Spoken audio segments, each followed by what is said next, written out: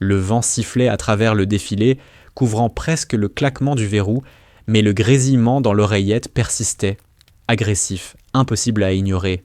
« Ne tirez pas, Sierra 1. Je répète, ne tirez pas. C'est un bâtiment civil. La voix provenant du Joint Operations Center n'était qu'un murmure désincarné, bien au frais à plusieurs kilomètres dans un local climatisé. Négatif, commandement. J'ai la cible. Il se sert des enfants comme bouclier thermique, souffla Riley Creed Brooks, l'œil brûlant collé à la lunette. À cet instant, le monde n'était plus qu'une équation. Pression atmosphérique, dérive gyroscopique et les battements irréguliers de son propre cœur. Si l'homme atteignait la crête, l'équipe Echo était perdue. Tous. Reposez l'arme, caporal, c'est un ordre direct.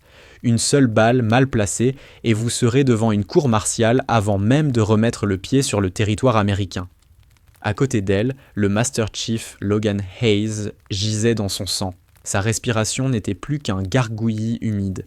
Il agrippa la cheville de Riley, les yeux grands ouverts, suppliant sans oser prononcer les mots.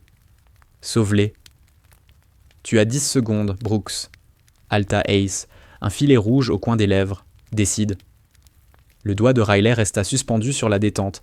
Les chiffres étaient impossibles, l'éthique pire encore. « Pardon, » murmura-t-elle. « Pas pour Hayes, pas pour le commandement. Pour celle qu'elle avait été avant. Clic. 72 heures plus tôt. Nellis Air Base, Sierra Nevada. La chaleur y avait une densité presque physique, une nappe lourde saturée d'odeurs de déchets brûlés et de carburant JP8. Au-dessus du tarmac, l'air ondulait, créant des mirages tremblants où les formes lointaines dansaient comme des fantômes. Pour un tireur d'élite, ce mirage était une information. Pour tous les autres, juste une migraine. Allongé sur la terre sèche du pas de tir, Corporal Riley Creed Brooks tenait son barrette comme si l'arme l'avalait. Avec son mètre 60, on aurait dit une gamine essayant de jouer du violoncelle trop grand pour elle. « Hé, poupée !» La voix rauque surgit derrière elle. « Tu es certaine que le recul de ce monstre ne va pas te casser la clavicule ?» Elle ne répondit pas. Sa seule réalité était le cercle de verre où la respiration comptait plus que tout. Inspirer, suspendre, expirer, suspendre. « Je te parle, Riley. » C'était Carter Breaker Morgan, le briseur en chef de la SEAL Team Bayou. Une masse de muscles et de barbe, lunettes de soleil, casquette et suffisance. « Laisse-la tranquille, Breaker. » La voix de Hayes était lasse. « Commandement dit que c'est notre tireur principal pour l'opération dans la Sierra Nevada. Laisse-la régler sa lunette. »« Elle n'a que 19 ans, Chief, » ricana Morgan en crachant dans la poussière. « J'ai des Rangers plus âgés qu'elle, et c'est elle qui doit garder nos arrières? Sérieux ?» Riley tourna calmement la tourelle d'élévation. « Clic, clic. Pas de tir dégagé, » annonça l'officier de sécurité. « Cible en acier, 1000 mètres. Wyatt, Tex. » Harper, le sniper des SEALs, s'installa à côté d'elle avec suffisance. « T'inquiète, ma belle, je vais faire le boulot. Essaie juste de pas nous viser par accident. Un coup. » Crac, une giclée de poussière, large ratée. « Le vent est bizarre ici, » grommela Tex. Hayes fronça les sourcils. Riley, elle, observait les vagues de chaleur. Aucune dérive latérale réelle, seulement une poussée verticale. Un souffle montant depuis la vallée chauffée par le soleil. « Vance, tu ferais mieux de rentrer. Tex finira bien par trouver le bon réglage. » ricana Morgan. Elle n'écouta pas. Soupir contrôlé, pression progressive, boum. La balle fendit l'air, et 3 secondes plus tard, le tintement métallique résonna faiblement. « Coup de chance », maugréa Harper. Elle recalcula, replaça, tira une 2e fois, puis une 3e. Hayes comptait à voix basse, la mâchoire tendue. Centre de masse à chaque impact. Riley verrouilla la sécurité, se releva sans un mot et nota méticuleusement la température, la pression, la dérive. Elle n'avait besoin d'aucune validation. Tex la fixait, incrédule. Morgan, lui, paraissait avoir avalé un citron entier.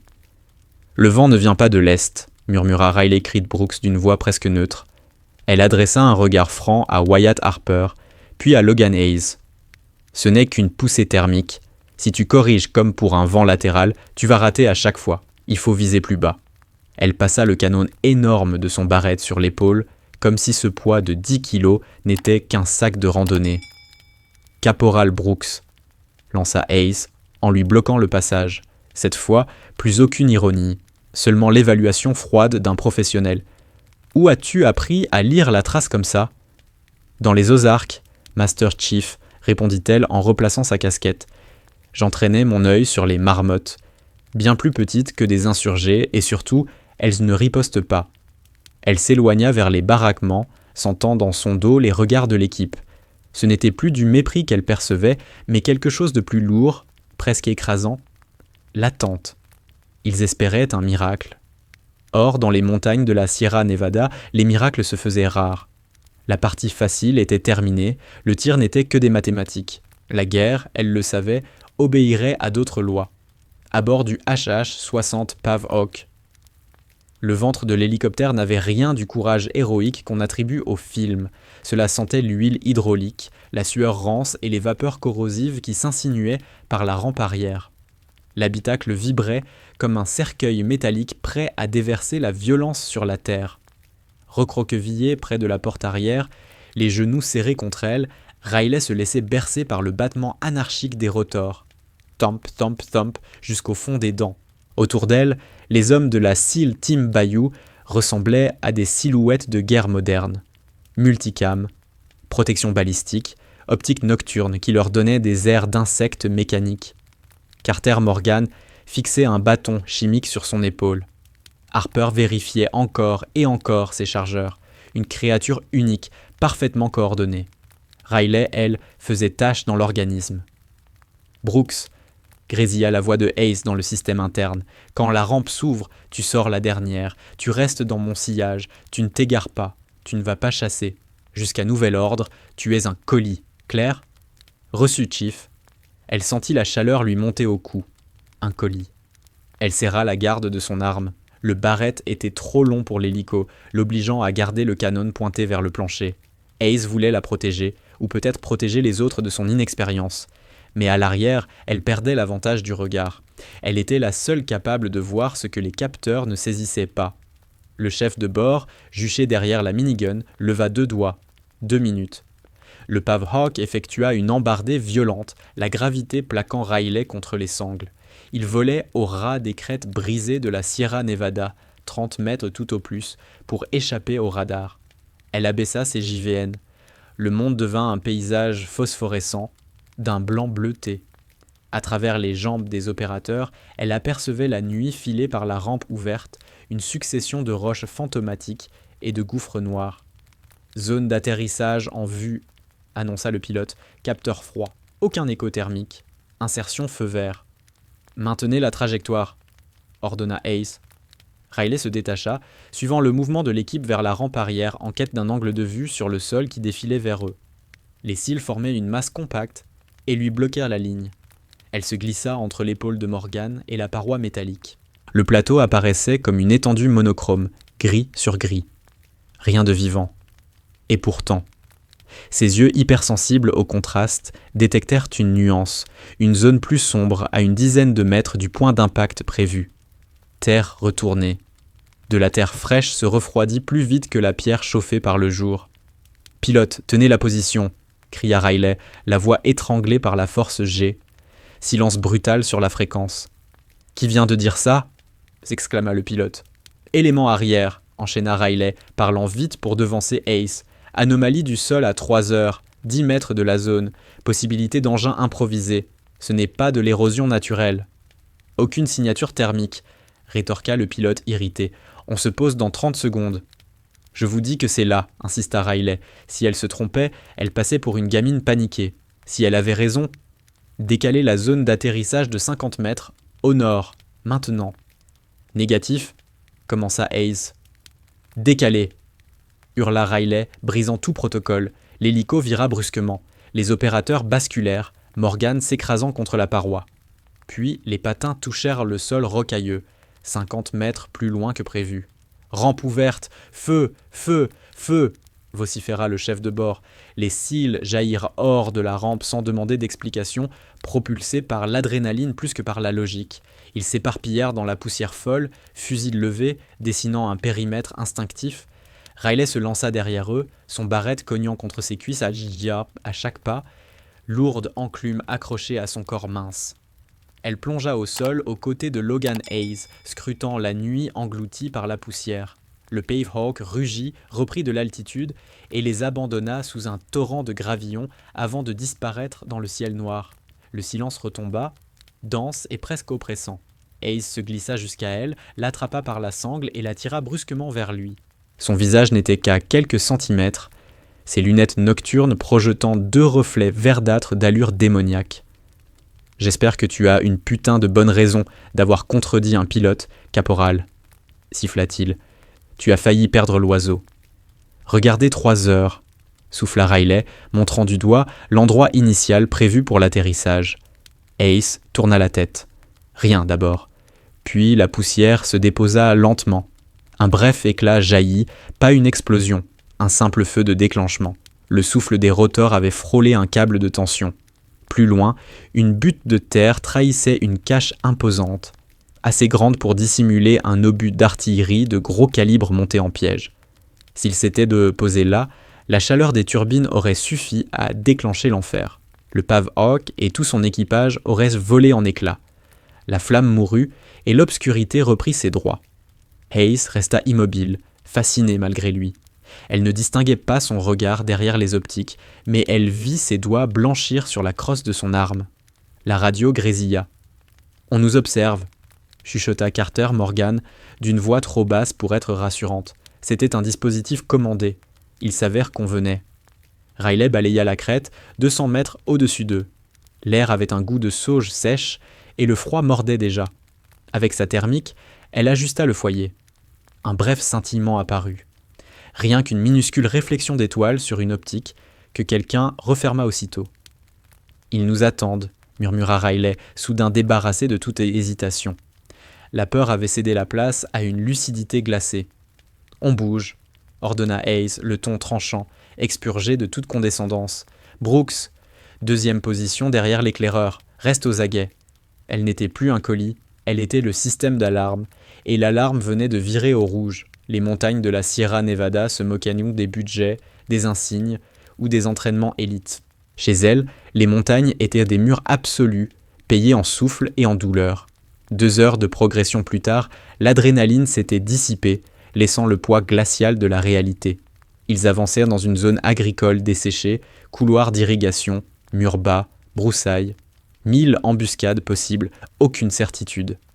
Riley peinait. Le barrette n'était pas une arme de patrouille, c'était une pièce d'appui lourd, une ancre de métal de plus de 12 kilos. Avec la plaque balistique, l'eau et les munitions, elle portait la moitié de son propre poids. L'air mince lui brûlait les poumons. Pourtant, elle tenait le rythme. Élevée dans les Ozarks, elle connaissait l'endurance des lignes de crête, quand il faut marcher des kilomètres juste pour vérifier une clôture. Elle avançait, respiration sifflante, les yeux sans cesse en mouvement. « Accélère, arrière !» glissa Morgan au micro, 50 mètres devant, silhouette d'ombre vivante. « Maintiens l'intervalle !» corrigea Hayes, ton serré. « Brooks, visuel ?»« Trop d'angle !» répondit Riley en balayant les parois abruptes au thermique. « C'est un entonnoir. Si on nous accroche ici, on est nus. »« Ils ne savent pas qu'on est là !» tenta Morgan, moins convaincu qu'auparavant. Riley s'arrêta net. S'agenouillant, elle força toute la colonne à se figer. Elle pointa une formation rocheuse à environ 600 mètres sur la face nord. Un simple éboulis pour un œil non averti, mais le dessin ne collait pas. Nature et chaos ne tracent pas de ligne droite. Là, une fente. « Arrêtez », murmura-t-elle. « Possibilité de cache. Face nord, 600. » Les 12 opérateurs disparurent dans la végétation, fusils orientés vers la crête.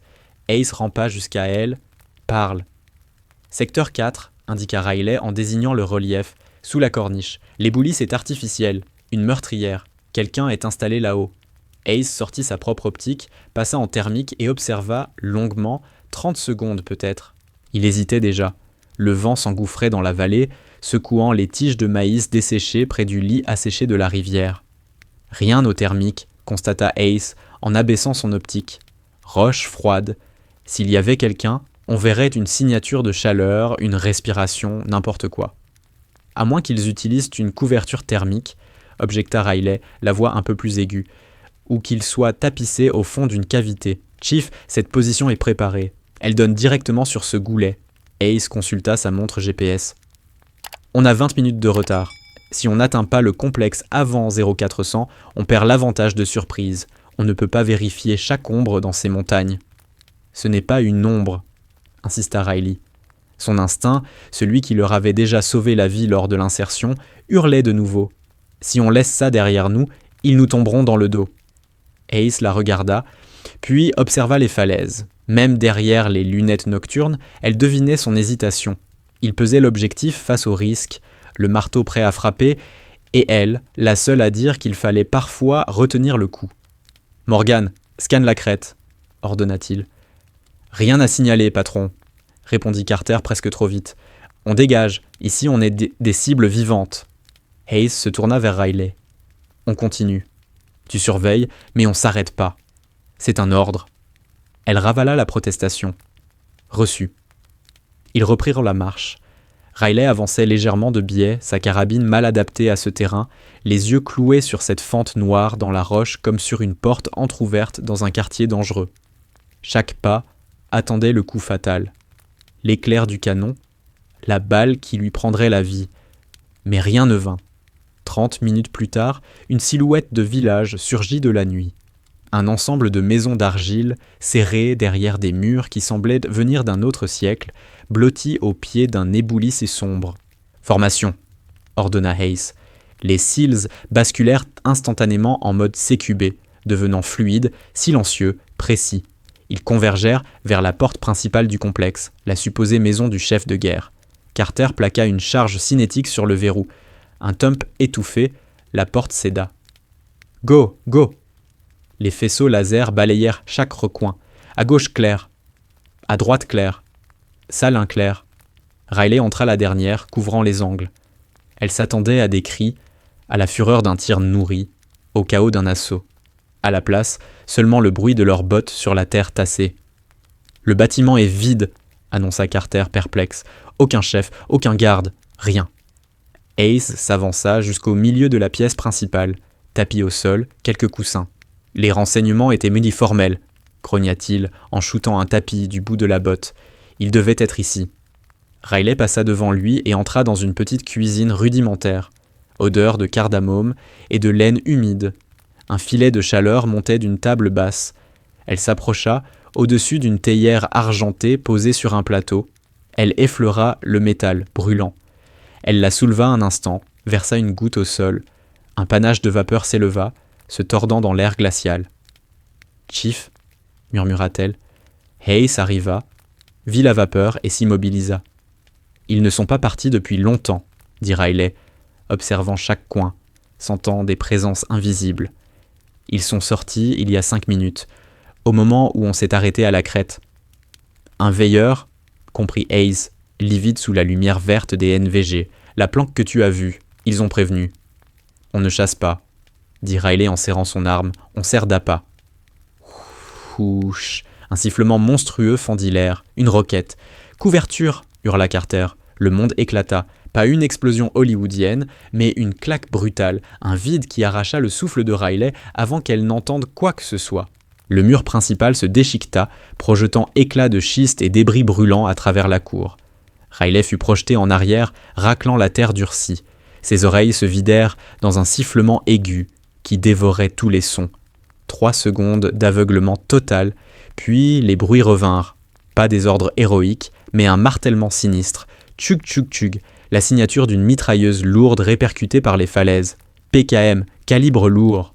Les Seals réagirent comme un seul corps, ouvrant le feu vers la crête dans une débauche de tir, leurs fusils équipés de silencieux paraissant ridicules face au tonnerre brut des armes ennemies. Riley se redressa en toussant, englouti par la poussière. Ils étaient dans un piège, une zone de tir préenregistrée, chaque angle calculé pour les enfermer. La cour devenait cuvette, les mitrailleurs dominaient depuis les falaises. Des tracés verts lacérèrent la poussière, frappant le sol comme des fouets. « À couvert ! À l'intérieur !» La voix de Hayes perça enfin, brute et désespérée. Riley attrapa son barrette, tirant la lourde mallette derrière elle. Elle tenta de rejoindre le bâtiment principal où l'équipe se réfugiait, mais l'entrée était devenue un entonnoir mortel. Les rafales labouraient le chambranle, transformant la porte en scie circulaire. Un homme à terre. Breaker est touché. À travers la poussière, Riley distingua la silhouette massive de Carter Morgan s'effondrer. Sa jambe n'était plus qu'une masse de tissu arraché et de sang sombre. 2 opérateurs agrippèrent de sa poignée d'extraction et le traînèrent à l'intérieur, un 3e arrosant l'extérieur au MK-48 pour couvrir la manœuvre. Riley fit un mouvement pour les suivre, mais une salve de mitrailleuse griffa le sol juste devant elle, si proche qu'elle sentit la chaleur des projectiles. Impossible d'avancer. Toute la fureur ennemie se concentrait sur cette ouverture. « Brooks, bouge !» hurla Hayes dans la pénombre. Elle fixa la porte, puis les traceurs qui découpèrent la poussière. 5 mètres à découvert. C'était une condamnation à mort. « Je peux pas !» cria-t-elle, certaine qu'il ne l'entendrait même pas. Une autre roquette hurla depuis les crêtes. L'impact éventra le toit, entraînant l'effondrement d'un auvent et dégageant une onde de choc qui la projeta sur le côté. Riley roula, se laissant porter par la déflagration, et disparut dans l'ombre d'un enclos adossé au mur extérieur. C'était une petite structure fermée par de la tôle ondulée, remplie de paille sèche. Elle s'aplatit contre la terre, le visage dans la poussière. L'odeur d'urine et de chèvre lui monta aux narines, écrasant le goût de cordite. À l'intérieur, la cile Tim Bayou était coincée. Elle entendait les appels, un médic, une demande d'appui aérien. Dehors, les tirs ne cessaient pas. Ils fixaient le bâtiment pour permettre à leur manœuvre d'approche de se faire en sécurité. Riley s'évalua. Ses mains tremblaient, pas de peur, mais d'une surcharge soudaine d'adrénaline. Elle força sa respiration. Inspirer, pause, expirer. Pause, son cœur ralentit. Le sifflement dans ses oreilles diminua. Elle était isolée. Entre elle et une 50aine d'assaillants, un simple mur d'argile et l'obscurité. Elle ramena son arme contre elle, vérifia la lunette, poussière mais intacte. La voix d'Ace craqua à l'oreillette. Commande, ici Echo Actual. On est en ton fixé. Feu lourd depuis les hauteurs. Un blessé critique. Demande de chiasse immédiat. Echo Actual, ici Avoc, répondit la radio, trop calme. Négatif pour l'appui. Aucun appareil disponible avant 20 minutes. 20 minutes. Hayes jura. On tiendra pas 10. Riley glissa l'œil dans un interstice de planches pourries, scrutant les falaises. L'ennemi se croyait victorieux, convaincu que les Américains étaient tous coincés dans le bâtiment. Ils ignoraient qu'il y avait une tireuse dehors. Sur la crête, elle retrouva la signature thermique détectée plus tôt. D'autres taches de chaleur apparaissaient maintenant. Ils se tenaient debout, tirant à volonté, persuadés d'être hors de portée. 1200 mètres, bien trop loin pour les carabines des cils, angle trop fermé. Calcul infernal. Riley déploya les bipieds, introduisit le canon dans la fente du bois. Les données affluèrent, angle 35 degrés, dérive, rotation, chute réduite par la pente ascendante. Il fallait viser plus bas. Elle n'était plus soldate, ni femme, ni fille. Elle était une machine biologique résolvant une équation létale. Écho actual. Ici Brooks, murmura-t-elle. Je suis dehors. Où, bon sang? La voix de Hayes mêlait rage et soulagement. Dans l'enclos, muret, j'ai une fenêtre sur la crête. Brooks, reviens, t'es exposé. Si je bouge, je meurs. Sa voix était glaciaire, et si je tire pas, vous mourrez. Elle plaça le réticule sur la signature la plus vive, un tireur PKM qui écrasait le toit de feu continu. J'engage. Elle n'attendit pas l'autorisation. Ici, l'engagement relevait de la survie. Elle expira. Le monde s'arrêta. Crac. Le recul la repoussa dans la paille. Le fracas du calibre NAN 50 tonna, révélant instantanément sa position. Mais la balle, elle, arriva bien avant le son. Sur la crête, la silhouette se volatilisa. Chaleur dissipée, larmes tombant dans le vide. Un souffle suspendit le champ de bataille. L'ennemi n'avait pas anticipé pareil coup de poing, venu du fond de la nuit. Puis les tirs pivotèrent. Les traceurs abandonnèrent le bâtiment et convergèrent vers l'enclos. Riley arma de nouveau, elle n'était pas en sécurité.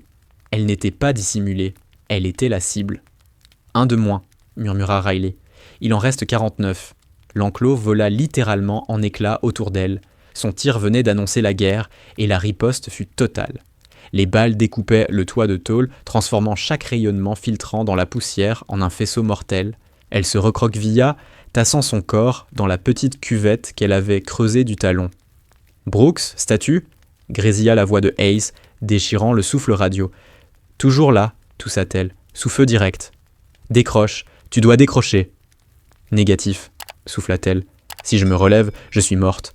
Le tir d'en haut était massif mais désordonné. Le jaillissement nerveux de combattants dopés à l'adrénaline. Riley connaissait ce rythme-là. L'improvisation brutale, la panique qui presse la détente. Puis un nouveau bruit coupa le chaos. Thump. Pas le crépitement sec de l'AK, ni le martèlement lourd du PKM. Un choc sourd, presque senti dans la cage thoracique. Une seconde plus tard, un crunch ignoble retentit côté bâtiment, là où l'équipe se comprimait. Thump. Crunch. Riley glissa un œil par un nœud du bois pourri. À 20 mètres, le mur d'argile, vieux de plusieurs générations et dur comme du béton, commençait à éclater vers l'intérieur. « Il tire dans les pièces !» hurla Hayes, la peur mordant enfin sa voix. « Il perce la paroi nord. Doc, évacue Morgan plus loin. » Les perforations étaient régulières, précises, pas un tir au jugé. Quelqu'un démontait méthodiquement leur couverture, perçant 30 cm de mur sec, comme du carton pour toucher ceux qui se recroquevillaient derrière. Thump. Un cri. Harper touché, à travers le mur. L'esprit de Riley accéléra. Pour traverser pareille épaisseur avec létalité, il fallait du très lourd. 338 l'apua, voire .50 BMG perforante, et le tireur ne tâtonnait pas. Il savait exactement où viser. « Chief ?» dit Riley, la voix soudain glacée, celle qui revenait quand les chiffres prenaient qu'un le relais. « C'est un sniper, il vous tire à travers les murs. »« Je sais, » cracha Ace. « Où est-il ?»« J'y travaille. » Elle se glissa plus avant, poussant le canon à travers la paille et les éclats. Les traceurs passaient au-dessus d'elle, indifférents. Elle devait trouver le fantôme. Elle bascula sa lunette en Black Hot. Les insurgés rayonnaient comme des torches thermiques, silhouettes blanches, agitées, criantes. Mais un tireur d'élite ne brille pas. Il est un trou noir au milieu des flammes. Elle inspecta lentement, combattant la tentation de balayer trop vite. Les agresseurs étaient regroupés autour d'une terrasse inférieure, 800 mètres, mais les coups lourds venaient d'encore plus haut. Grossissement X25. L'image trembla sous l'impact d'un mortier dans la cour. Riley stabilisa son souffle. Là-haut, proche d'une arête granitique, aucun corps, aucun mouvement. Mais l'air vibrait, une minuscule déformation thermique, pas la chaleur humaine, la chaleur du suppresseur. Enveloppé, oui, mais incapable de masquer la mirage qui ondulait à chaque tir lourd. Chaque thump faisait palpiter l'air devant une faille sombre dans la roche.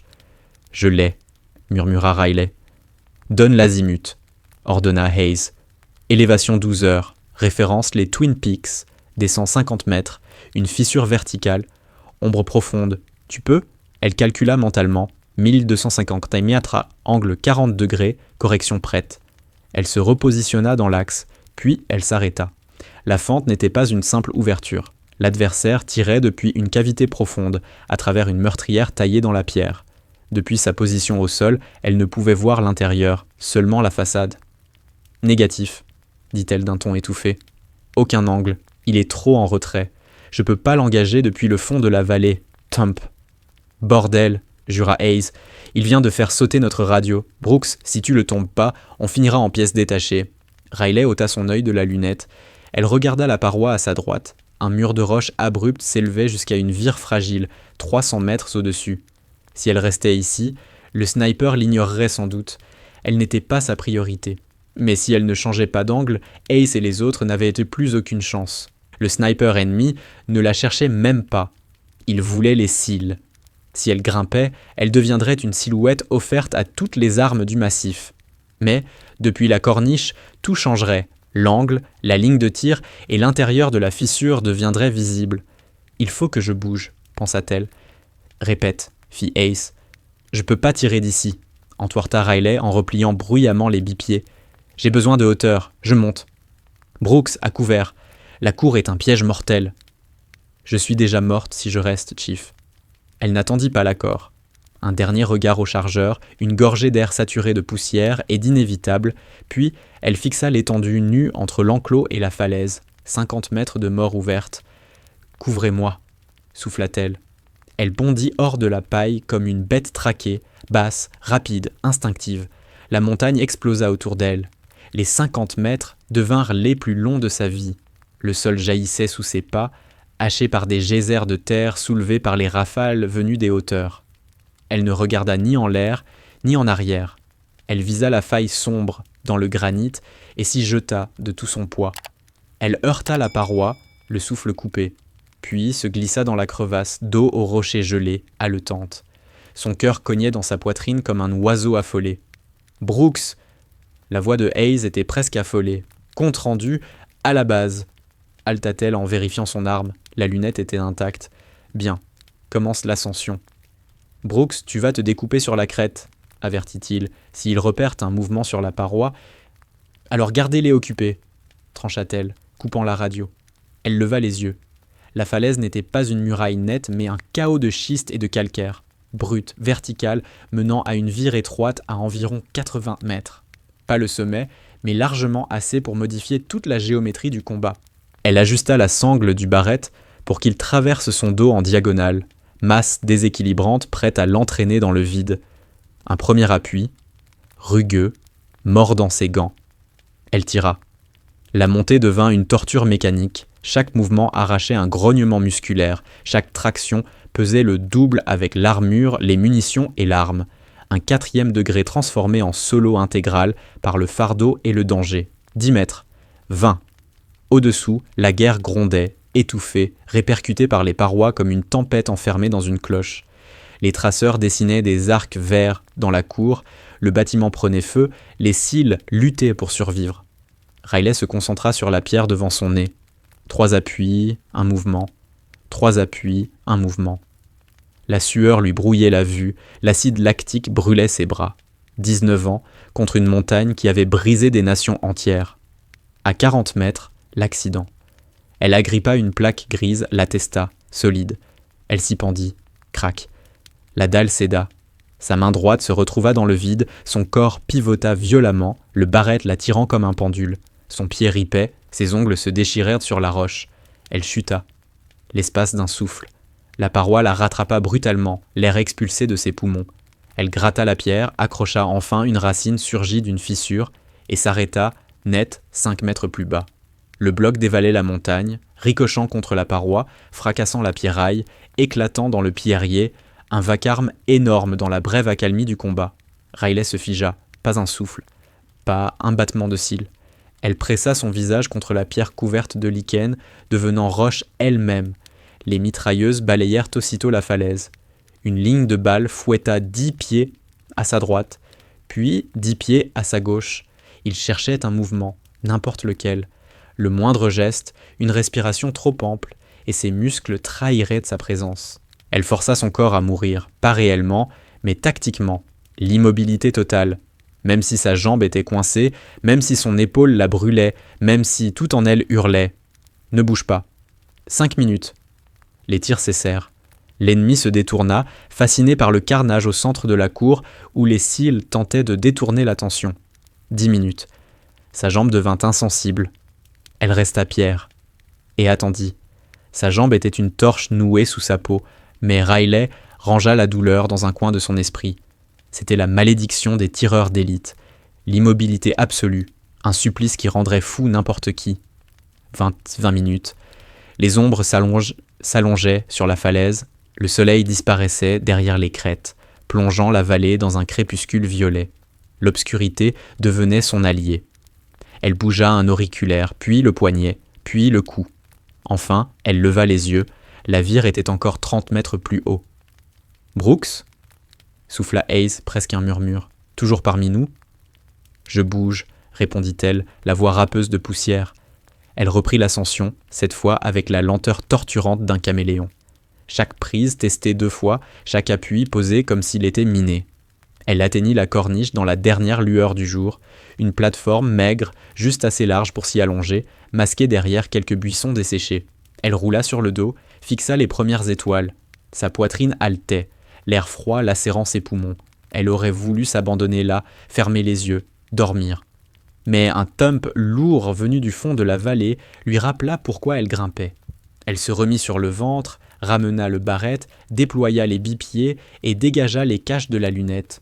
Le monde se redessina dans l'optique. La vallée en contrebas, la crête en face, mais l'angle avait changé.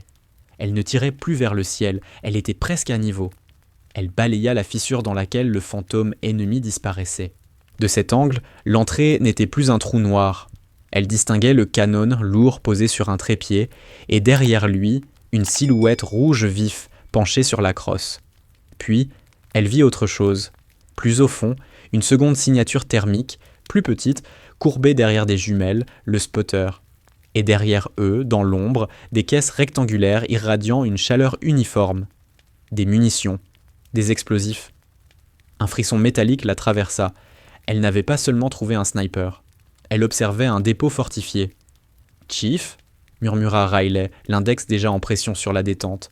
« Je l'ai... mais il n'est pas seul. » Une rafale de vent hurla au-dessus du rebord, giflant ses vêtements. Plein travers. 20 nœuds. Une horreur balistique.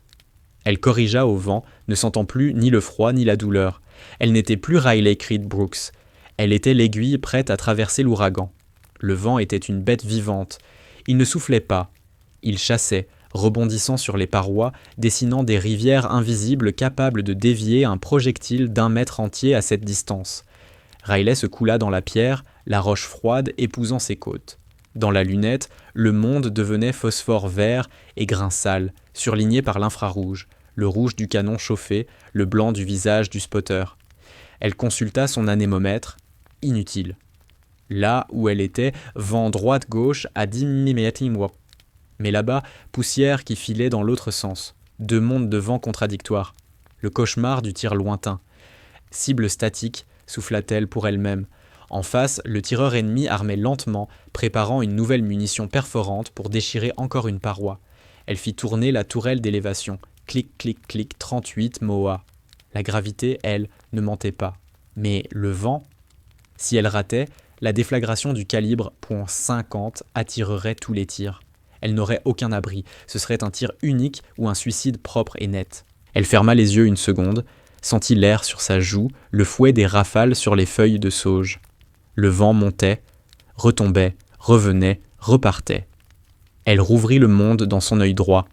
Les vagues de chaleur dansaient sur les roches lointaines, un bouillonnement ténu, même dans la nuit naissante. Puis le bouillonnement se couche, le vent forçait. Attends.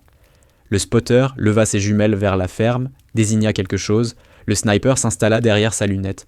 Attends. Le vent hurla encore. Puis, soudain, il mourut. Plus un mouvement. La sauge figée, la poussière suspendue dans un instant d'immobilité parfaite. Maintenant. Elle ne tira pas.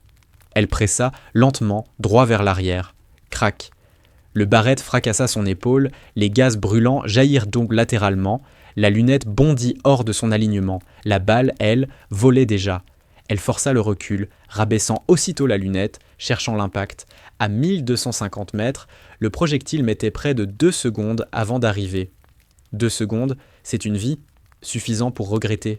Pour prier, dans l'optique, elle vit la trace, ce léger cône d'air déformé par le passage supersonique, une vrille transparente plongeant vers la fissure, puis plus rien. Une fraction d'instant suspendue. Ensuite, la silhouette thermique du tireur se délita. Pas d'explosion spectaculaire.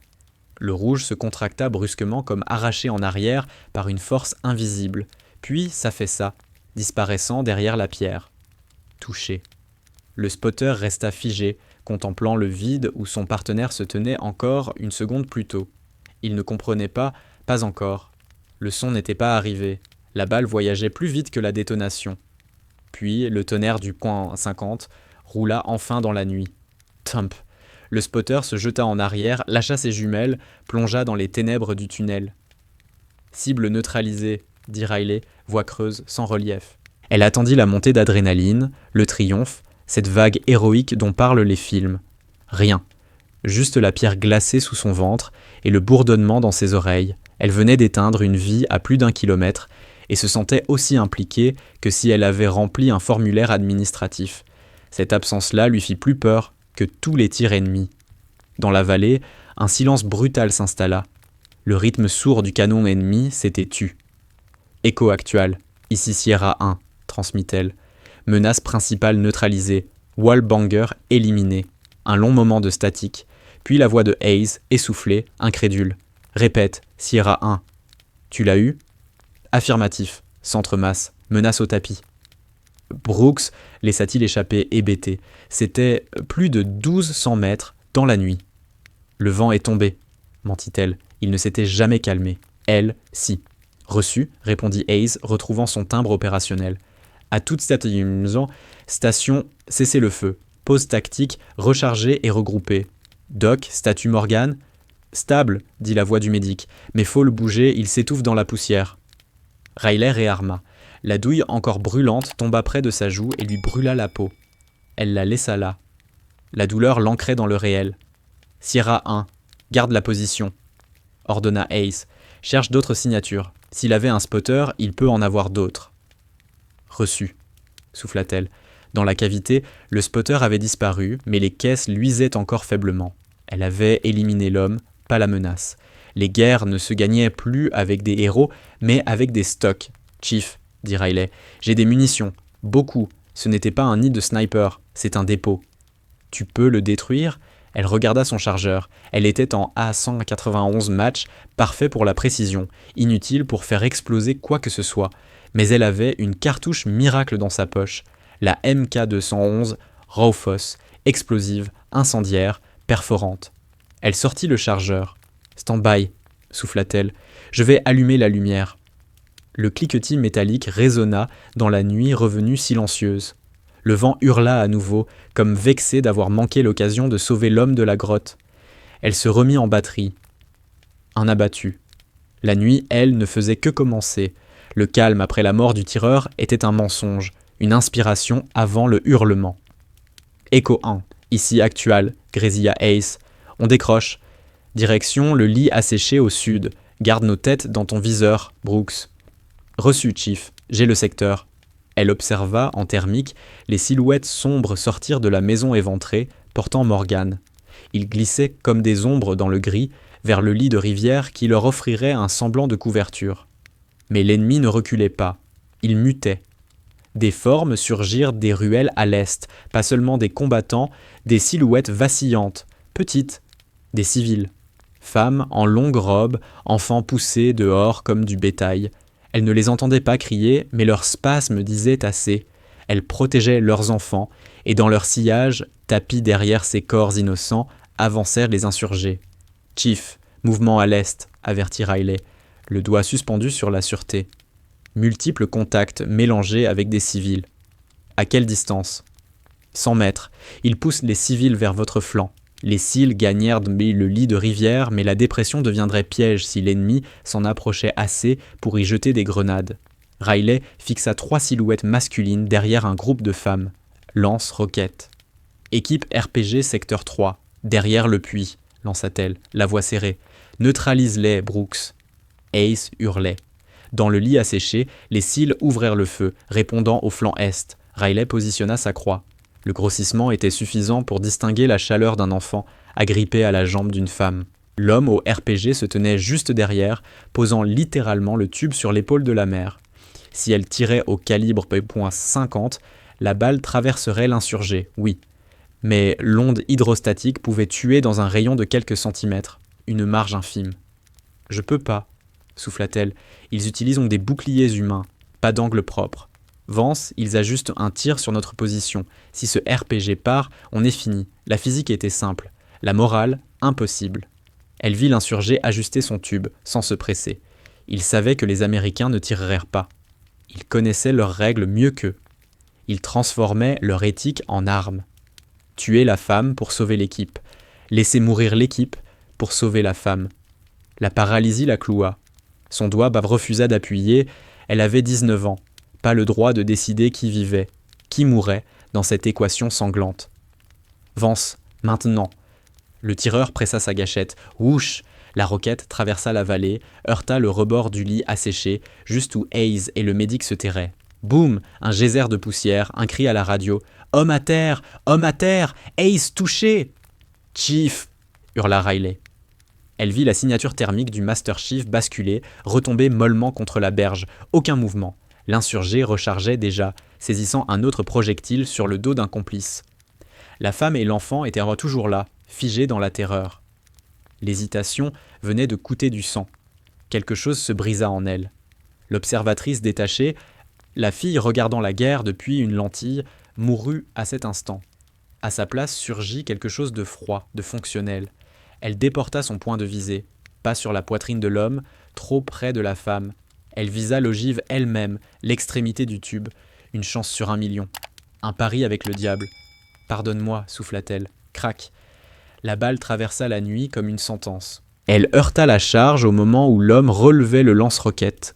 L'explosif ne s'amorça pas complètement. La distance d'armement n'était pas atteinte, mais le choc pulvérisa le propulseur et la charge interne.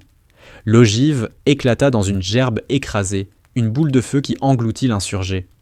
La femme et l'enfant furent projetés au sol, visage contre terre. Vivaient-ils? Morts? Riley n'en savait rien. Elle réarma, éjecta l'étui fumant.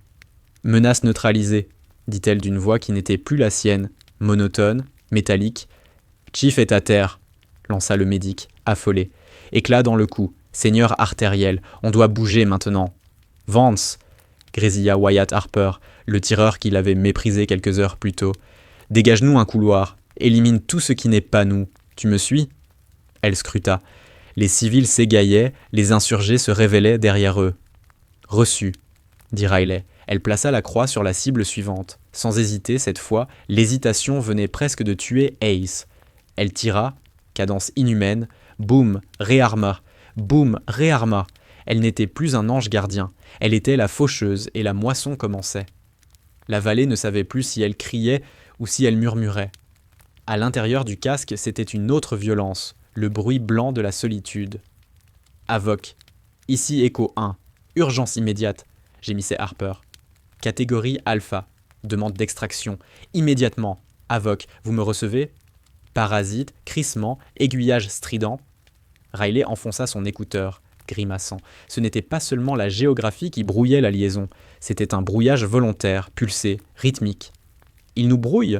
dit-elle à haute voix, perchée au-dessus de l'abîme. Dans le wadi, le monde s'effondrait. Elle voyait le doc tenter de maintenir Ace en vie.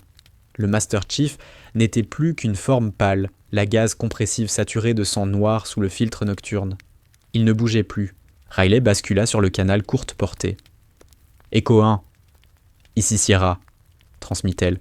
Longue portée coupée, je passe en local. Transmission directe. « Tex, tu es brouillé. Tu n'auras rien vers Avoc », prévint Riley. « Je sais. Merde !» hurla Harper. C'était désormais lui le plus gradé sur le terrain et le poids du commandement l'écrasait. « Si on n'a pas un oiseau en l'air dans 5 minutes, Hayes est un cadavre. Tu vois la source. » Riley changea d'angle. Son épaule n'était plus qu'un hématome vibrant, souvenir des dizaines de tirs. Elle força son esprit à revenir à l'analyse. Un brouilleur, ici, ne pouvait pas être juste un petit émetteur porté sur le dos. Il lui fallait de l'alimentation. Un générateur, une batterie de véhicules. Elle balaya le fond de la vallée, au-delà du village, là où la piste remontait vers le col. L'image thermique était un chaos de pierres refroidies et de carcasses encore chaudes. « Je cherche », souffla-t-elle. Elle découpa son champ de vision en quadrillage méthodique. Zone 1, rien. Zone 2, un camion incendié. Zone 3, là, garé derrière un muret bas, environ 1500 mètres plus loin. Un Land Cruiser immobile. Pas un véhicule d'assaut, un relais. Et surtout, dressé depuis la benne arrière, une antenne fouettée massive, verticale. Ce fut la signature thermique qui trahit l'ensemble. À la base de l'antenne, une blancheur aveuglante. L'amplificateur chauffait. Beaucoup. « J'ai l'émetteur », annonça Riley. « Cadran nord, véhicule technique, antenne haute, 1500 mètres. »« Tu peux le casser ?» demanda Harper. « C'est à la limite effective », répondit-elle. « Vance. » Sa voix changea, soudain mince, presque enfantine. « Il se vide, s'il te plaît. » Ce mot resta suspendu dans la nuit. Un s'il ne disait pas « s'il te plaît ». Il ordonnait. Quand il le disait, c'est que la catastrophe était déjà là. Riley ajusta. Elle était presque embutée sur son réglage, devrait tenir la surélévation au 1000 dots. À cette distance, la balle mettrait presque 3 secondes, chuterait d'une douzaine de mètres. Elle ne visait pas un homme, une boîte électronique pas plus grande qu'une chaussure. « J'envoie », murmura-t-elle. Plus question d'attendre le vent. Le temps se comptait au rythme des battements cardiaques de Hayes. Elle vida ses poumons. Crac. Elle maintint le suivi de tir, observant la trace monter comme un filament dans les étoiles, atteindre son sommet, puis plonger. 1 seconde, 2, 3. Étincelle. L'impact frappa la base du mât, pulvérisant l'amplificateur. Dans la lunette thermique, un flash blanc d'électricité jaillit lorsque les condensateurs explosèrent. L'antenne bascula, tranchant l'air avant d'écraser le capot. Et la statique disparut, net. « Avoc, ici Echo 1, contrôle radio !» hurla Harper. « Echo 1, ici Avoc, réception 5 sur 5, transmettez !» La voix du centre d'opération arriva limpide. « Nous avons un offline, urgence absolue. Sortez les appareils. » Riley expira, surprise de retenir son souffle depuis trop longtemps. Elle posa son front contre la crosse. Il avait une chance. Mais la physique exige toujours son dû. Chaque action appelait sa réaction. Elle venait de tirer un projectile supersonique depuis une position déjà compromise. Même avec un modérateur, le flash de bouche existait. Et quelqu'un observait. Un sifflement bas traversa l'air glacial. Pas un tir de fusil. Le murmure sinistre d'un projectile en chute libre. Thump. Une explosion secoua la paroi, 50 mètres sous sa position. Riley redressa la tête. L'équipe mortier l'avait localisé. Ils ne devinaient plus. Ils ajustaient. Thump. Cette fois, 30 mètres, éclat de roche fouettant son cou. « Sierra 1, tir indirect sur ta position !» cria Harper. « Dégage ! Je suis cadré !» hurla Riley, ramassant son arme. Descendre, impossible. La paroi était un toboggan mortel. Rester, suicide. Thump. Le souffle du troisième projectile la souleva littéralement, la jetant contre la roche. Un voile blanc envahit sa vision, remplacé par un bourdonnement aigu. Le goût métallique du sang envahit sa bouche. Elle tenta de se redresser, mais le sol se dérobait. Seule, accrochée au flanc d'une montagne hostile, pendant que les hélicos d'extraction n'arriveraient pas avant 20 minutes. Le prochain tir arrivait. Elle le sentit dans la pression de l'air. Elle ne chercha pas à comprendre. Elle rampa vers une cuvette derrière un bloc, s'y recroquevilla alors que le monde explosait à nouveau. Si les mortiers ne la tuaient pas, la chute s'en chargerait.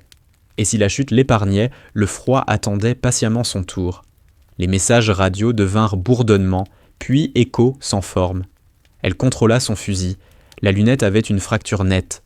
« Aveugle », murmura-t-elle, « je suis aveugle. Le monde n'était plus noir et blanc. Il tournait, gris, instable, presque liquide. » Riley tenta de se relever, mais le sol bascula brutalement sur la gauche, la rejetant contre la roche. Impossible de dire si la montagne bougeait vraiment ou si son oreille interne venait d'exploser sous la surpression. Le grésillement strident était dans sa tête, un sifflement aigu couvrant tout le reste. Elle ne percevait plus le vent, ni les détonations, seulement la vibration régulière du sol chaque fois que les mortiers martelèrent la paroi. Thump. Vibration. Thump. Vibration. Un goût métallique. Elle cracha un filet sombre sur le calcaire clair. Elle s'était probablement mordu la langue. Peu importe. Bouge. Quitte ce point de chute. L'entraînement prit le relais, court-circuitant la conscience blessée pour actionner le muscle. On ne reste jamais là où la mort tombe. Elle agrippa la poignée du barrette. L'arme semblait scellée à la montagne. Elle tira, les bottes cherchant une accroche dans l'éboulis. Elle glissa en arrière, quittant l'escarpement exposé pour un léger goulet d'érosion qui dévalait la pente. Raide, hérissée d'épines, mais à l'abri du tir direct. Elle se laissa glisser sur 10 mètres, son uniforme se déchirant sur les arêtes, puis bloqua la descente en enfonçant ses semelles dans une fissure. Halètement, martèlement dans les tempes. Elle tira le fusil sur ses genoux, poussière grise, lentille opaque. Elle passa le pouce. Le verre était zébré. Une fissure diagonale traversait l'optique. Pas brisée, mais le joint d'azote était mort. L'antibuée allait lâcher, le réticule pouvait avoir dérivé. « Non, non, non !» murmura-t-elle. Elle épaula quand même. L'image ondulait, déformée par la fêlure. Le point lumineux au centre était flou. Sans lunettes, le barrette n'était qu'un massue de 12 kilos. Les insurgés tiraient à plus de 800 mètres. Les organes de visée métallique étaient inutiles. Elle était neutralisée. Abandonne. La tentation. Si elle lâchait le fusil, elle serait légère, mobile, rapide. Son M4 suffirait à la défense rapprochée. Elle pourrait rejoindre les cils, embarquer sur l'hélico. Elle regarda l'arme, meurtrie, éraflée, désormais cassée. Un fardeau. Puis son regard plongea vers la vallée. Les cils se repliaient encore, exposés. Si le mortier se repositionnait, si un autre tireur apparaissait, son M4 ne servirait à rien. Elle était leur bouclier. Même fendu, un bouclier restait un bouclier. « Je ne t'abandonne pas », grogna-t-elle. Elle sortit son multitool. Ses mains tremblaient au rythme du traumatisme. Elle enfonça un tournevis dans les anneaux de montage. L'impact avait vrillé la fixation. Si elle ne la réalignait pas, l'écart serait mesuré en mètres. Tomp. Un mortier écrasa l'escarpement qu'elle venait d'abandonner. Les éclats sifflaient dans la broussaille, tranchant. Elle n'écoutait plus rien. Elle vissait, tournait, accrochait, tournait. Elle força, aligna les repères de peinture comme elle l'avait prévu des semaines plus tôt. Ce n'était pas de l'armurerie, c'était de la chirurgie de guerre. Elle vérifia la lentille, la fêlure barrait le cadran inférieur, mais la zone centrale restait exploitable. Ça suffira, se mentit-elle. Elle ne pouvait pas rester. Les mortiers s'arrêteraient, puis les insurgés grimperaient chercher un cadavre. Il fallait se décaler, trouver un nouveau nid. Elle rengaina l'outil, remit le barrette sur son dos. La sangle mordit l'hématome, libérant une douleur blanche dans son bras. Elle retint un cri.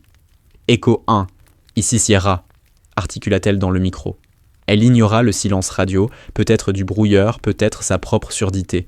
J'ai bougé. Optique endommagée mais utilisable. Je pars flanquer l'équipe mortier. Aucune réponse. Peut-être parce qu'elle n'entendait plus rien. Elle se mit à ramper, non à escalader. Ramper, silhouette rase, serpent de pierre. Chaque geste était un supplice. Sa tête tanguait. L'estomac se nouait. Elle ne combattait plus l'ennemi. Elle combattait son propre corps. La roche était froide, le sommeil appelait. « Repose-toi. Tu as fait assez. Tu as sauvé le chiffre. Dors. » Riley mordit sa joue jusqu'au sang neuf. La douleur l'aiguisa. « Pas maintenant, » gronda-t-elle. Elle passa une arête de calcaire, puis glissa dans une cuvette derrière un chêne nain. De là, elle voyait la route sinueuse où se dressait le tube de mortier. 3 silhouettes, une plaque, les rires. Il la croyait morte. Elle ajusta son souffle, la joue collée à la roche froide. La nuit n'était pas finie. Elle déplia les bipieds, posa la joue contre la crosse. La fissure de l'optique captait la lueur lunaire en un éclat irisé. Pas d'ordinateur balistique, pas d'anémomètre, juste une lunette fendue et un cerveau qui cognait à vide. Elle centra le réticule flouté sur le torse de l'homme alimentant le tube. Surprise, souffla-t-elle. Plus tard, elle ne ressentit ni fierté ni soulagement quand les 3 premiers tirs stoppèrent net l'équipe mortier. Juste le froid. Un froid brutal qui avale la roche dès que le soleil décroche derrière les crêtes. Ici, la chaleur ne reste pas, elle fuit dans le vide cosmique. Elle frissonnait sous un surplomb de granit, trop violemment.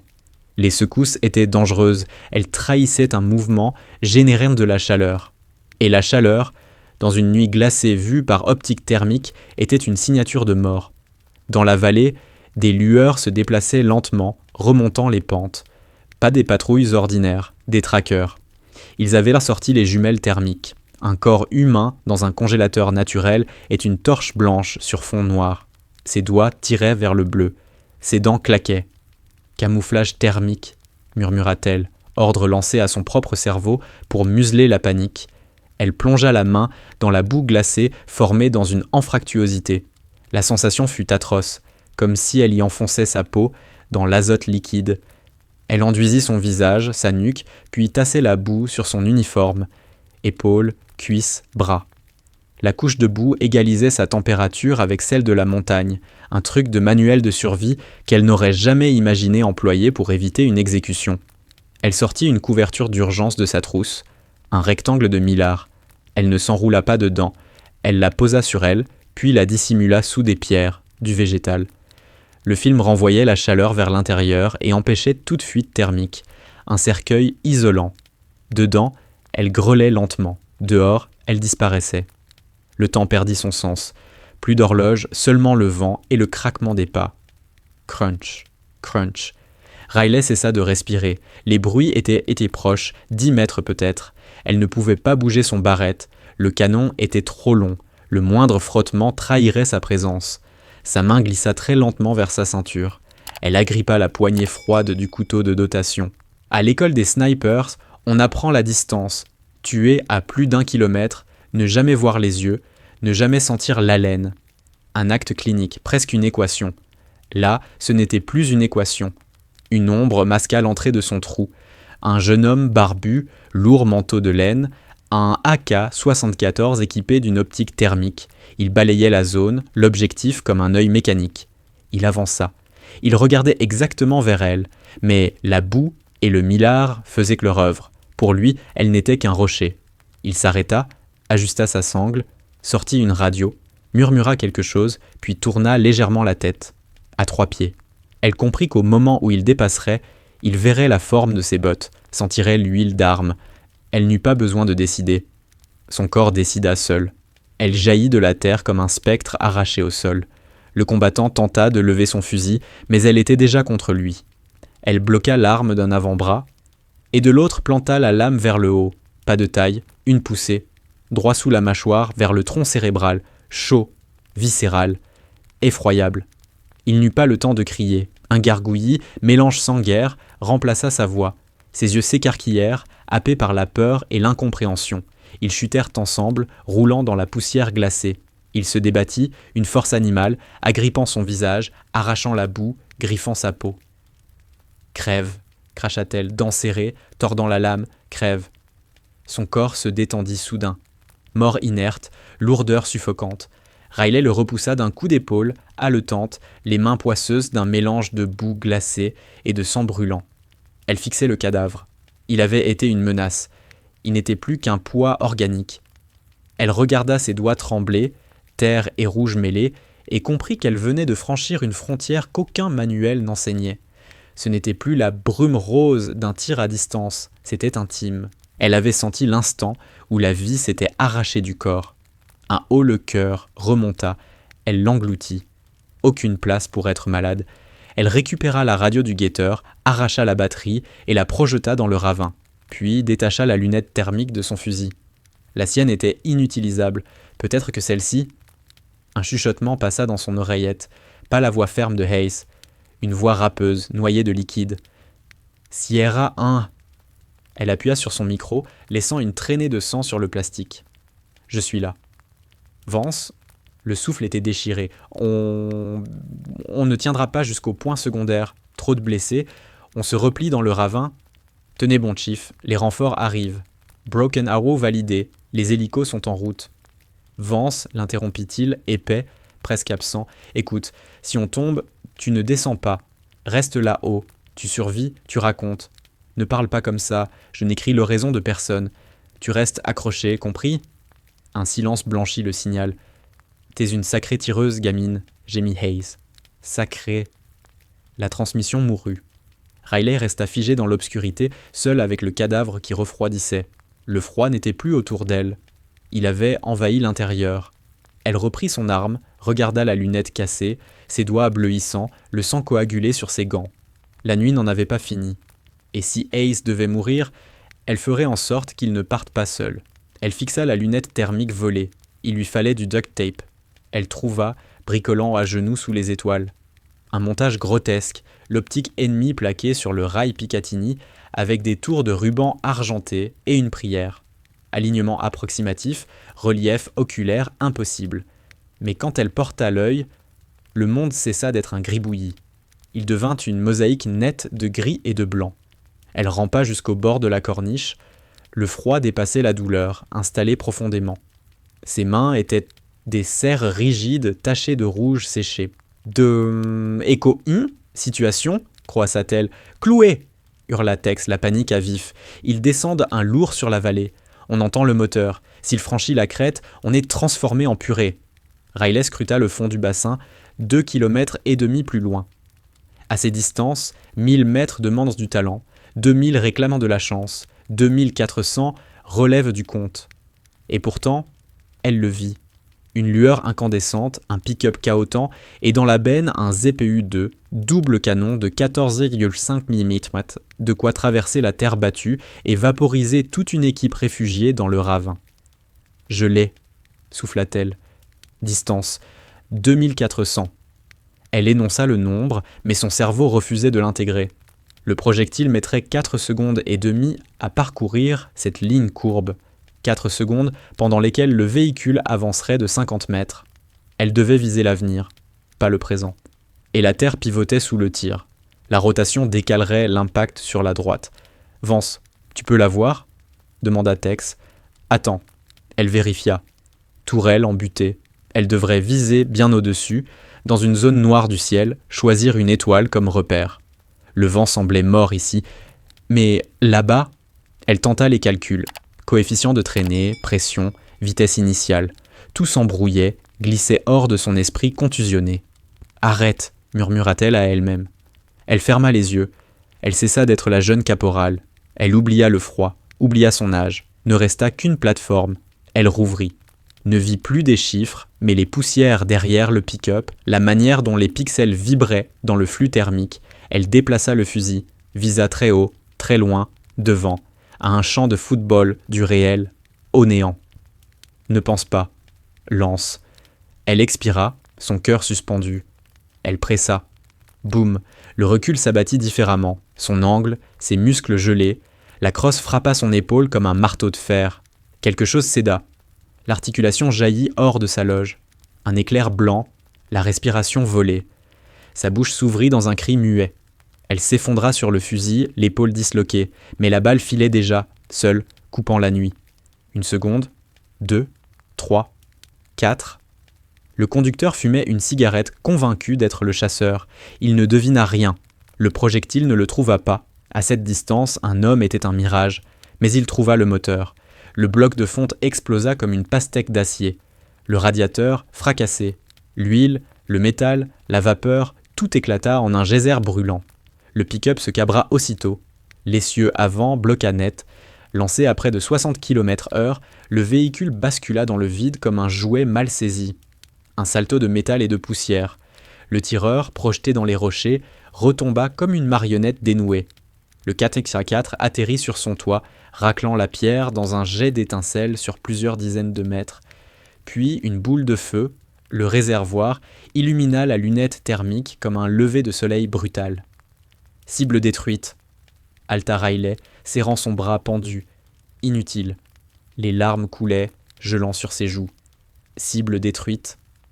Putain, souffla Tex, incrédule. Tu as vu ça? Mon Dieu, tu as vu ça? Elle ne put répondre. Elle roula sur le dos, l'œil accroché aux étoiles indifférentes. La douleur à l'épaule dévorait tout. Elle était cassée. Son fusil l'était aussi. Mais la carcasse brûlait, là-bas, et cela suffisait. « Echo One à Sierra », déclara Tex, la voix chargée d'émotion. « Effet parfait. Tu viens de nous sauver la peau. Tu nous as tous sauvés. » Elle voulut appuyer sur le micro, mais ses doigts refusaient d'obéir. Elle resta là, écoutant seulement la crépitation lointaine du brasier et son cœur lourd, obstiné. La douleur avait une couleur, un blanc aveuglant, nauséeux, qui battait derrière ses paupières à chaque pulsation. Son bras droit pendait, déboîté, l'humérus sorti de la cavité. Elle l'avait coincé dans sa ceinture, mais chaque respiration envoyait des décharges électriques jusque dans ses doigts. Elle observait, allongée sur le flanc, à travers la lunette rafistolée. Le pick-up flambait, mais la victoire était relative. Elle n'avait fait que piquer un nid de frelons. La vallée grouillait. Comme une fourmilière qu'on piétine, des dizaines de signatures thermiques déferlaient vers le ravin. Plus de prudence. Il chargeait en tirant, écrasant les cils par le nombre. « Munitions finies !» hurla une voix, celle du doc. « Fixez les baïonnettes, tenez la ligne !» gronda Tex. « Avoc, bordel, l'appui aérien !»« Echo One, ici Viper. 1, 1, 1, 1. » Une nouvelle voix, haut perchée dans les étoiles. « J'ai visuel sur le véhicule incendié, mais je ne distingue pas les forces amies. Vous êtes une seule tache thermique, impossible de larguer. »« On est débordé !» hurla Tex. « Broken Arrow, Broken Arrow, je répète, Broken Arrow. » Aucun pilote ne souhaite entendre ces mots. Cela signifie qu'une unité au sol va être annihilée et réclame toutes les munitions disponibles, quelles qu'en soient les conséquences. « Reçu Broken Arrow ?» répondit le pilote, soudain glacé. « Mais j'ai besoin d'un marquage laser, ou je lâche sur vous. »« On ne peut pas l'allumer, » cracha Tex. « On est couché dans un fossé. » Riley cracha du sang. Son regard glissa vers le boîtier Puck 15, fixé sur son barrette endommagé. Un bras valide. Un seul œil. Il fallait que ça suffise. « Viper, ici Sierra One, » râla-t-elle. « J'ai le visuel, je vais marquer. »« Sierra, confirmez que vous êtes hors zone de danger, » demanda le pilote. « Aucun risque, » mentit-elle. Elle se trouvait en réalité au cœur de la zone de mort d'une bombe de 5 kilos. « Je suis clair. approcher par le sud, chercher la tache infrarouge. Elle se hissa. Pour pointer efficacement, elle devait dégager sa ligne de vue, donc montrer sa tête et ses épaules au-dessus du rebord. Elle plaça le fusil sur la roche de sa main gauche, serrant les dents au point de sentir une molaire se rompre. La douleur à l'épaule était apocalyptique. Elle activa le laser, un rayon invisible à l'œil, mais éclatant dans la visée de l'avion. Elle le posa non pas sur l'ennemi, mais 5 mètres devant le ravin où les cils se battaient. « Je vois l'étincelle », confirma le pilote. 10 secondes. Les insurgés virent eux aussi le rayon. Ils avaient récupéré des dispositifs nocturnes sur leur mort. Ils virent la trace lumineuse menant droit à la corniche. « Sniper !» beugla quelqu'un dans un dialecte rugueux. Les balles claquèrent. Elle mordira la pierre à quelques centimètres de son visage. Une rafale lui arracha un morceau de manche. Elle resta immobile. Si le faisceau oscillait, la bombe dériverait. Si la bombe dérivait, l'équipe Echo disparaîtrait en poussière rouge. Stable, souffla-t-elle au fusil. Stable. Elle se transforma en ancre, un phare dans la tempête de plomb. Elle suivit les silhouettes thermiques qui se ruaient sur le fossé. Elle distinguait les cils à larmes blanches, des éclats de chaleur mêlés dans la danse du chaos. 5 secondes, annonça le pilote. Un PKM trouva sa ligne. Les impacts remontèrent à la falaise, déterrant la terre à portée de souffle. Ne lâche pas. Elle pressa sa joue contre la crosse, sa main gauche verrouillant l'arme comme une pince mortuaire. 3, 2, 1. Arme larguée, elle n'entendit pas l'avion, trop haut, trop rapide, mais elle entendit la bombe, une déchirure dans l'air, comme si l'on lacérait une voile géante. La GBU-38 descendit du ciel, guidée par la ligne invisible qu'elle maintenait. « Danger proche », murmura Riley. Elle enfouit son visage dans la poussière, craquement, puis un enfer blanc. La terre ne vibra pas, elle se contracta comme un corps sous la douleur. L'onde de choc heurta la falaise, repartit en ricochet, souleva Riley de quelques centimètres. La surpression lui écrasa la poitrine, pinçant son cœur comme une main invisible. Un champignon de feu et de poussière jaillit du fond de la vallée, s'étira en anneau parfait. Des pierres, des éclats métalliques, des gerbes de terre retombèrent éliminer sur les pentes. Le vacarme était trop puissant pour être entendu. Ses tympans se fermèrent d'eux-mêmes, instinct de survie biologique. Riley resta figée, couverte de poussière, la main crispée sur le canon, le laser toujours pointé vers un cratère fumant sous la lune. Elle attendit. Lorsque la poussière se calma, elle distingua seulement le silence. Plus de cris, plus de tirs. Seulement la sonnerie aiguë dans ses oreilles et le gémissement lointain du jet qui s'éloignait. « Echo One » appela le pilote. « Statue » Un souffle de statique. Elle regarda sa radio comme on regarde un mourant. « Par pitié » répondait. Dans la lunette thermique, tout n'était plus qu'une tache brûlante, une cicatrice blanche. Impossible de distinguer qui vivait, qui restait. Sierra One à Echo. Hayes, Tex, Chief, rien. Elle avait guidé une bombe de 250 kilos sur sa propre équipe. Si personne ne répondait, alors c'était elle. Elle les avait tués. La roche froide sous sa joue devint soudain glaciale. Une larme creusa un sillon dans la poussière collée à sa peau. 19 ans. Et l'univers n'avait jamais été aussi vide. Puis, un grésillement. 2. Avoc, toussa une voix. On est toujours là. La poussière étouffe, mais on respire. Un sanglot lui échappa, rauque, presque animal. Il vivait. Bien reçu, Echo, confirma le pilote, ému malgré lui. Cette désignation était chirurgicale. Celui ou celle qui tenait le laser mérite une tournée. Elle ne pouvait pas boire. Elle n'avait même pas l'âge. Elle essaya de se redresser, mais son corps la lâcha enfin. L'adrénaline avait déserté. Le flot de douleur s'abattit en une vague noire. Ses yeux se refermèrent d'eux-mêmes. « RTB » murmura-t-elle. « Retour base. » La radio glissa de sa main. La nuit avala tout. Elle revint au monde par le son. Un martèlement régulier. Les pales d'un hélicoptère découpaient l'air rare des montagnes, plus proche à chaque battement. Elle ouvrit les yeux. Le paysage avait basculé. Elle gisait sur la corniche, demi-enterrée sous les gravats. Son bras droit, sanglé contre son torse par sa propre ceinture, n'était plus qu'un poids mort. « Sierra One, ici Dustoff, approche en 2 minutes. Lancez fumigène si vous pouvez. » La voix, forte, américaine, explosa dans ses oreilles meurtries. Riley gémit, roula sur le côté. Il fallait quitter cette position. Jamais un hélico ne viendrait se poser là. Elle devait rejoindre le ravin. Elle devait rejoindre son équipe. Elle agrippa la poignée du barrette de sa seule main valide. L'arme était labourée, le métal mis à nu, la lunette tenue par du ruban, et la volonté. C'était affreux. C'était magnifique. En mouvement, souffla-t-elle vers personne. La descente fut une transe. Chaque mètre envoyait une décharge dans son épaule. Elle glissa plus qu'elle ne marcha, dérapant dans la pierraille, déchirant tissu et peau. Elle ne sentait presque plus le froid. Un instinct primitif la guidait. Au pied du vallon, l'air était saturé de poussière, une brume âcre de roches pulvérisées. Le cratère s'ouvrait comme une plaie béante de 50 mètres, irradiant encore la chaleur. Elle tituba vers le wadi. Des silhouettes surgirent du brouillard, fantômes enfarinés. Les cils de l'équipe Echo ressemblaient à des statues d'argile brûlée. Uniforme noir de suie, visage strié, yeux écarquillés comme des trous lumineux.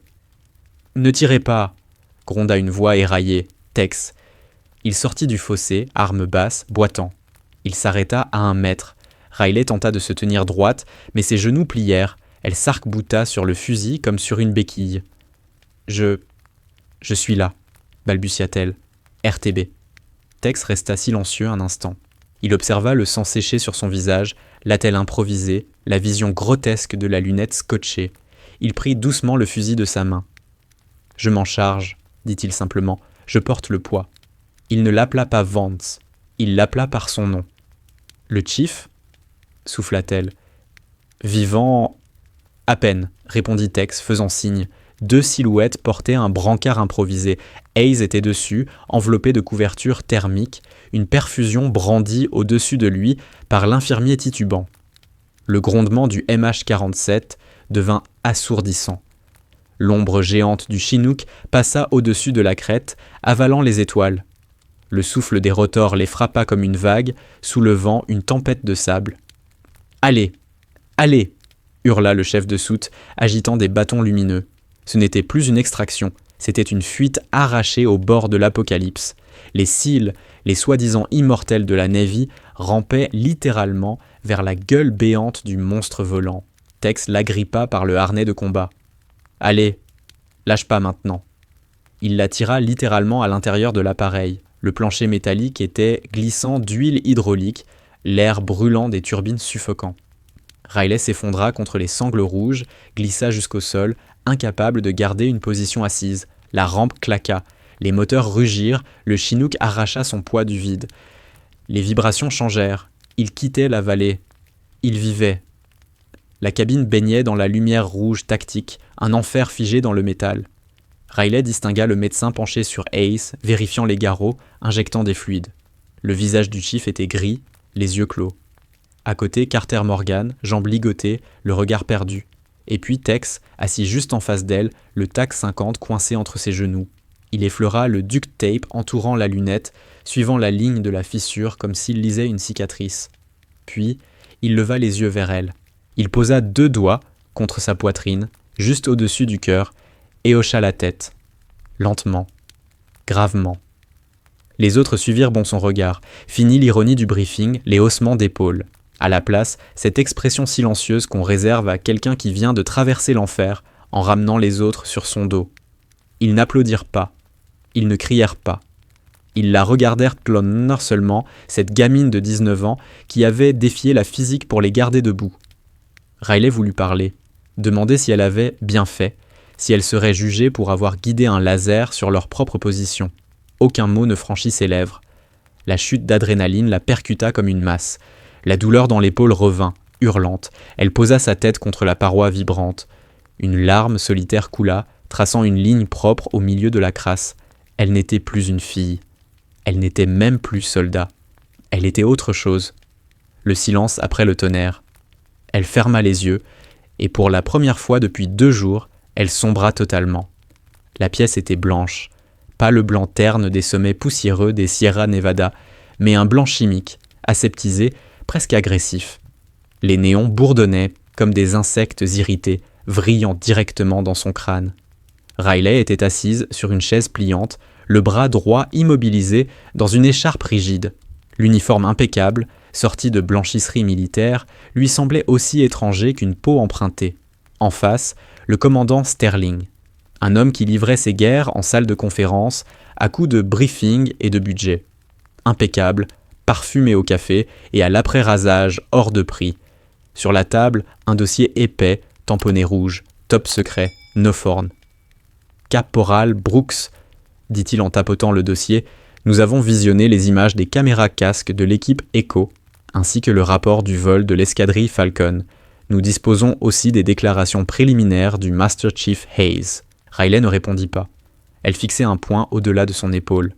La commotion s'était transformée en douleur sourde, mais dans son crâne, les explosions résonnaient encore, plus fortes que ces lumières tonifluorescentes.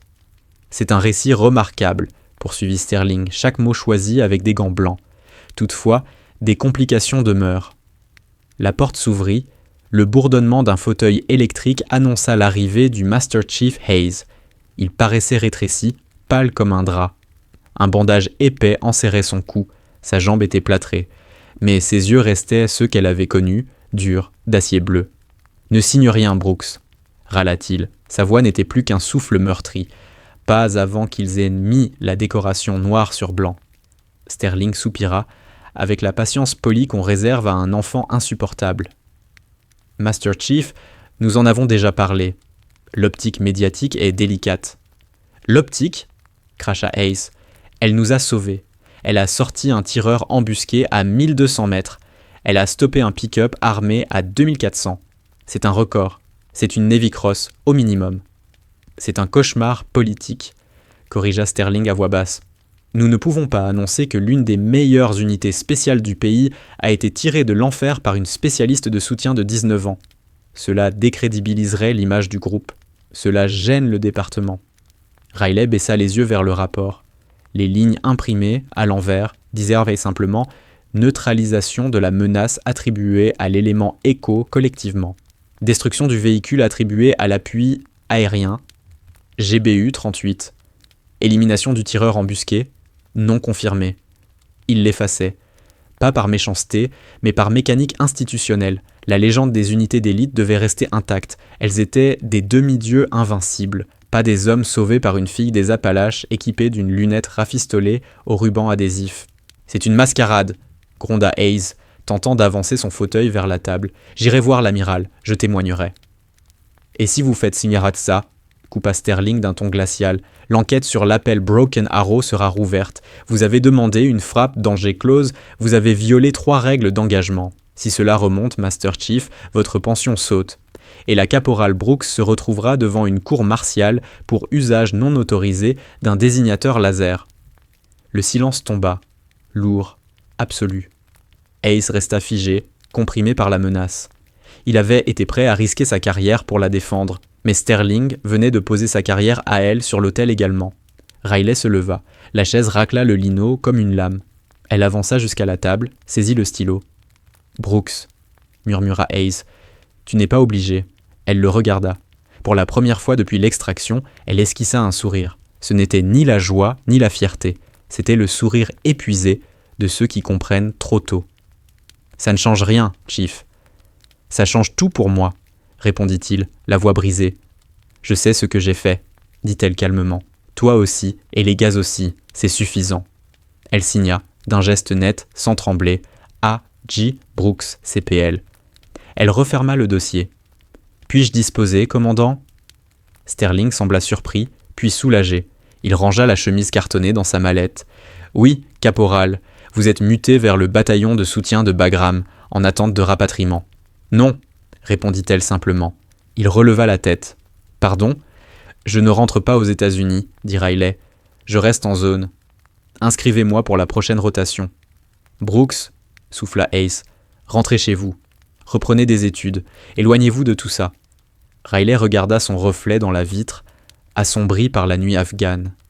Elle y vit la jeune fille arriver quelques jours plus tôt, nerveuse, impressionnable. Elle n'était plus là. Elle était restée sur une arête rocheuse où la froidure et la guerre l'avaient métamorphosée. « Je suis faite pour ça, » dit-elle simplement. « Et les montagnes savent se taire. » Elle tourna les talons, ne salua pas Sterling. Elle s'approcha du fauteuil de Hayes. posant doucement sa main valide sur son épaule. « On se recroisera.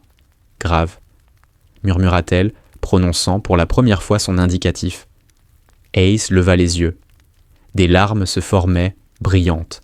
Un unique hochement de tête, une reconnaissance plus forte qu'un salut réglementaire. Riley quitta la pièce, traversa le couloir et poussa les lourdes portes qui donnaient sur la nuit afghane. L'air sentait le gasoil et la poussière, le même parfum que celui des vallées où elle avait failli mourir. Au loin, la piste s'étirait, 2 lignes de lumière menant vers nulle part. Quelque part derrière ces montagnes, des hommes mal intentionnés préparaient la prochaine nuit, et quelqu'un, quelque part, aurait besoin d'un fantôme pour les observer. Elle n'était pas une héroïne. Les héros reçoivent des médailles, des parades. Elle était autre chose. Une aiguille, fine, invisible, indispensable.